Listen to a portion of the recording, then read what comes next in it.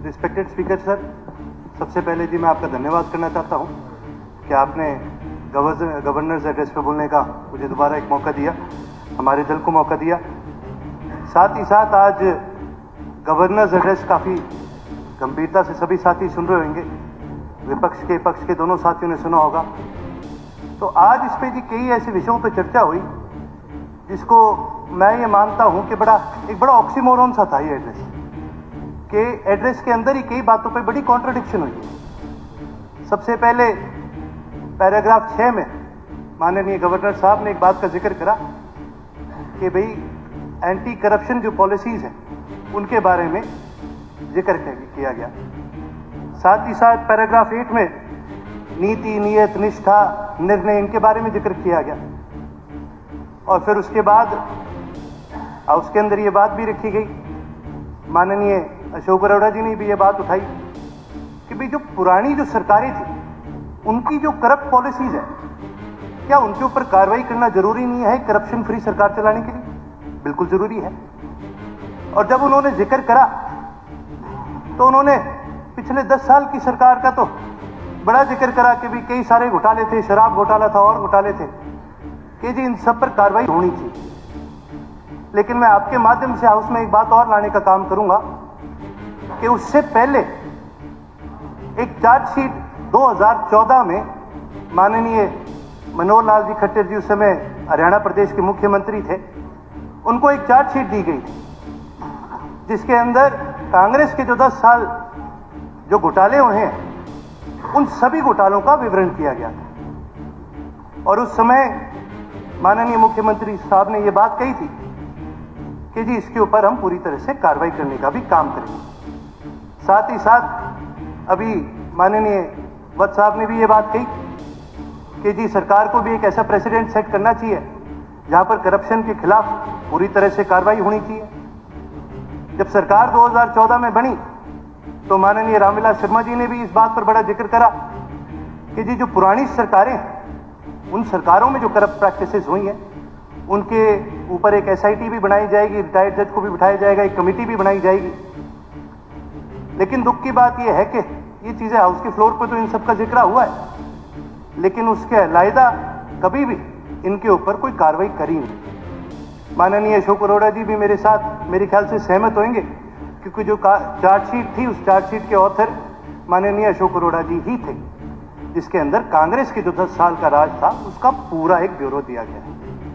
मैं तो आपके माध्यम से इस हाउस के सामने ये बात लाना चाहता हूं कि जहां पर बात की जाती है इस प्रदेश को करप्शन फ्री बनाने की, तो फिर वही बात है जी कि भाई सबका साथ सबका विकास, हरियाणा एक हरियाणवी एक, मैं इन पे भी आऊंगा। लेकिन मैं ये कहना चाहूंगा कि अगर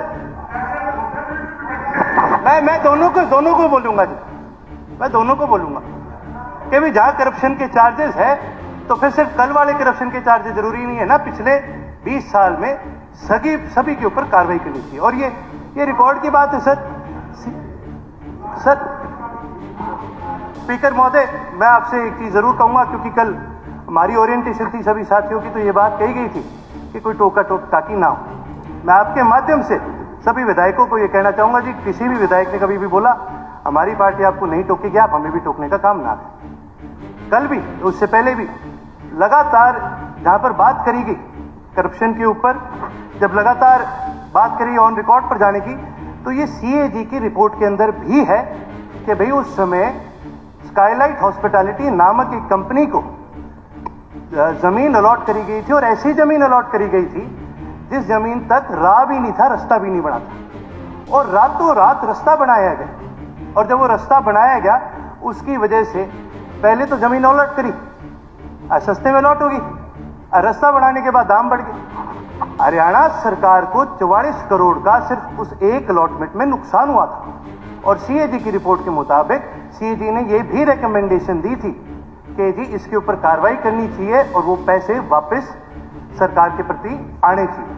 हमने ये मुद्दा विधानसभा में लगातार उठाने का काम करा है, और माननीय डिप्टी स्पीकर साहब के फादर साहब भी उस समय विधानसभा का एक हिस्सा था, आपने भी इस मुद्दे को उठाने का काम करे। लेकिन परंतु एक बड़ी दुख की बात है कि उस समय में विधानसभा का एक ऐसा माहौल बन चुका था कि आम मुद्दों को उठाया नहीं जाता था, उनको दबाने का पूरा प्रयास करा जाता था। हम तो जी नए विधायक, हम तो आपसे एक ही उम्मीद करते हैं, क्योंकि लगातार जब से ये सरकार बनी है, नई सरकार बनी है, नए विधायक आए, सबको एक बात बताई जाती है कि जी सबको बराबरी का मौका भी दिया जाएगा, सबकी बात भी सुनी जाएगी, सबकी बात रखी भी जाएगी और उसको आगे बढ़ाने का काम भी करेंगे। तो माननीय उपाध्यक्ष महोदय जी के माध्यम से मैं सरकार को जरूर कहना चाहूँगा, पिछले 10 साल का ब्यौरा तो अशोक अरोड़ा जी ने दे दिया, उससे भी पहले के जो 10 साल है उसका भी ब्यौरा उन्होंने दे रखा है, उसके ऊपर भी पूरी तरह से कार्रवाई करी जाए।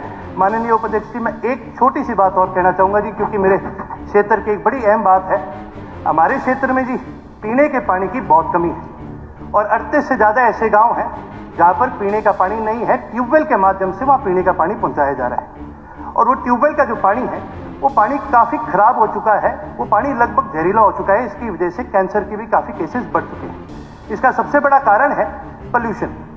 जहाँ एक तरफ तो सरकार किसानों को तो घेरने का काम करती है कि जी पराली जलाने की वजह से बहुत ज़्यादा पोल्यूशन है, बहुत ज़्यादा पोल्यूशन है, लेकिन पूरा एग्रीकल्चर सेक्टर जो है वो केवल 10% कंट्रीब्यूट करता है, इंडस्ट्रियल सेक्टर 50% से ज़्यादा कंट्रीब्यूट करता है। समय काफ़ी हो तो गया। बस दो लाइन में मैं अपनी बात पूरी करना चाहूँगा जी।